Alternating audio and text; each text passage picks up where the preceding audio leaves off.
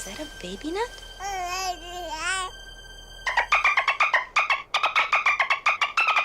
In just under a year, Baby Nut went from being the biggest viral sensation to completely gone, never to be referenced again. Wait, so you're telling me you fell off a cliff, came back to life as a baby, and now you're 21? With the Planters company being sold and their social media accounts abandoned for over a year, I'm going to explain exactly what happened. To understand why they changed Mr. Peanut into Baby Nut, you have to understand how long Mr. Peanut's concept remained pretty much the same. As the story goes, the young company hosted a design contest, and the winning design was from a 14-year-old boy named Antonio Gentile, which was then iterated on to become Mr. Peanut. Ever since 1916, Mr. Peanut, or Bartholomew Richard Fitzgerald Smith, would be the silent face of the peanut brand for nearly a century, until Iron Man, yes, Robert Downey Jr., became the voice of the character in 2010. What's my secret? Well, amazing shoes and this. Benson. Despite being the most recognizable face of any nut-related brand, throughout the decades, they've always been itching to change something about him. If you look at the trending data of Mr. Peanut, there's a huge spike in 2018. But why? Ironically, it was when Mr. Peanut was revamped again to become silent. You'd think this would teach the lesson to not change what isn't broken. And then the opposite happened. Going into 2020, Planters would work with popular marketing agency VaynerMedia, which some of you may know because of the face of the company, Gary Vaynerchuk. The creative is the variable. You look at Squarespace, they've run a decade worth of commercials. When I talked to the CEO, he's like, some years were great, some were terrible. One variable was the creative. Was that 30 or 60 seconds tremendous? There's a lot of things Gary is known for, and as a person who follows him, I was extremely shocked to find out that two of his core principles were the exact reasons why Baby Nut failed. But what was his plan? The Super Bowl is grossly the most underpriced ad in the world. What? Even at $5.2 million, the actual consumption is extraordinary. VaynerMedia, on behalf of Planters, devised a plan to kill Mr. Peanut. Reading from Kraft Heinz's PR statement, the newly released pre-game ad shows Mr. Peanut, Matt Walsh, and Wesley Snipes on a nutty adventure in a Nutmobile when Mr. Peanut is forced to swerve, causing the vehicle to spin out of control. The trio jumps out of the Nutmobile, clinging to a tree branch as the vehicle crashes down into a deep canyon below. They momentarily find safety until their combined weight begins to break the branch. Hey, Mr. Peanut, no, you don't. Don't do it, Mr. Peanut. No. In the ultimate act of friendship, Mr. Peanut lets go and sacrifices himself to save his friends from impending doom. On paper, it made sense. The Super Bowl is one of the rare times that people willingly watch ads and is one of the biggest annual televised events in America. To stand out from the other ads, why not take a big risk and kill off your mascot? Unfortunately, in just 4 days, something would happen outside of their control that paints the ad in a bad light. Good afternoon from New York. We're coming on the air with breaking news, very sad news to tell the sports world. The LA Times is reporting that retired Los Angeles Lakers basketball star Kobe Bryant has been killed in a helicopter crash. Just 4 days after the ad, we lost 9 people in a horrific helicopter crash, and given that the ad involved the death of a fictional peanut in a very silly way, Planters would temporarily suspend the ad campaign. Already, the advertisement comes off in poor taste, but they decide to commit to it anyway just a few weeks later when the Super Bowl happens, with the second part of the advertisement being a funeral for Mr. Peanut that involves the Kool-Aid Man and Mr. Clean for some reason.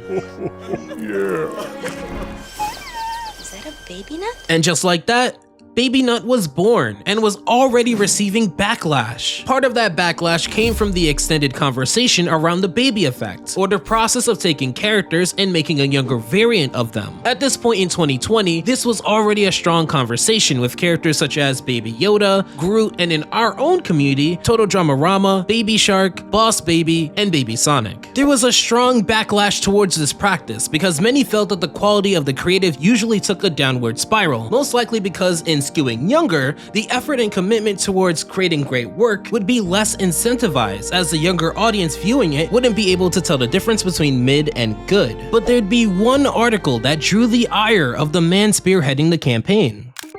The Washington Post would create an article that did not hold back on the commercial.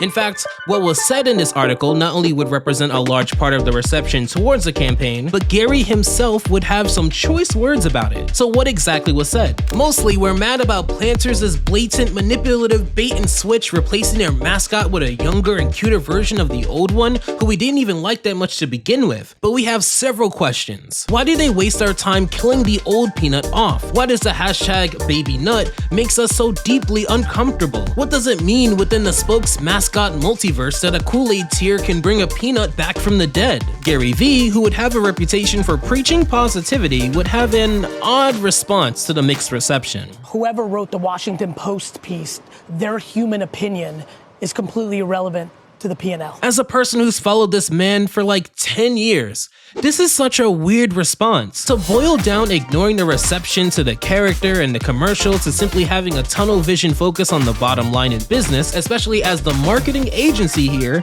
is odd. Because ironically, a marketing agency's bottom line is having successful campaigns for other businesses. It seemed like Gary himself forgot one of the biggest aspects to good marketing, which I already played earlier if you're paying attention. One variable was the creative. Was that 30 or 60 seconds tremendous? The first mistake here is that there was bad creative. The creative was just in poor taste when it started. With people not caring about a peanut mascot in so long, the unintentional timing of the death of 9 people in a similar fashion to the commercial, the intentional resuming of the campaign during the Super Bowl, and the outcome being a character trend that already had bad blood years prior. While the first mistake is forgivable because it was both subjective and partially due to bad timing, it was the second mistake from someone like Gary Vee that is unforgivable. And to explain it, let me tell you a story about my Discord. Let's say person, oh my god, is that light mode? Hold on. Here we go, here. Alright.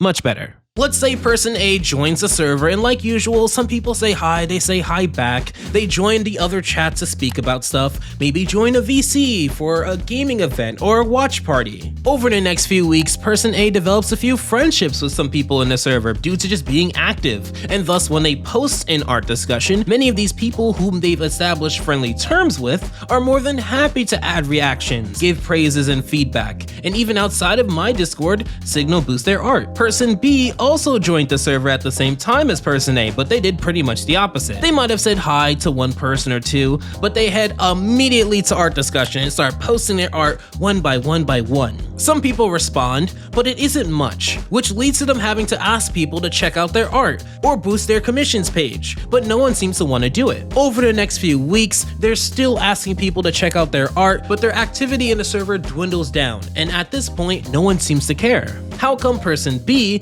didn't get the same warm reception as person A? Well, I'll let Gary Vee explain it. So Jab, Jab, Jab, Right Hook stands for give, and then ask. You know that 99% of people are jerks. They just push, buy my book, buy my wine, come to our conference, watch this video, it's just push. The reason why person B gets tuned out, most communities tend to die, and most brands tend to have poor social media engagement is because they practice asking or selling a lot more than giving. Thus, rather than jabbing, they're giving a lot of right hooks. Planters, and thus VaynerMedia, failed to understand this so much that they nearly lost their social media account in the pursuit of selling. After the debut of BabyNut during the Super Bowl, the verified @MrPeanut account retweeted memes from separate accounts about BabyNut. For most viral moments, this wouldn't be surprising, but upon further inspection, the accounts that were retweeted were created in January, before the public knew about BabyNut, suggesting that they were part of the ad campaign. Unfortunately, this gets worse, and I can't believe I'm reading this out loud, but here we go. In a statement to Insider, a spokesperson for Planters said Twitter found the accounts, oh my god, known as BabyNut Baby, BabyNut Memes, and BabyNut LOL didn't comply with their policies. This is another misstep that in this case could have easily been avoided if they followed Jab, Jab, Right Hook, which is their second mistake. However, it is when you combine their first and second mistakes that brings you to their very, very awful Twitter account, and dare I even say, the end of the BabyNut lore, which showcases how bad creative and asking rather than giving combines into an over 90% loss in audience in under a year, and a rushed change in plans, which which involves time bending for some reason. So you're telling me you fell off a cliff, came back to life as a baby, and now you're 21?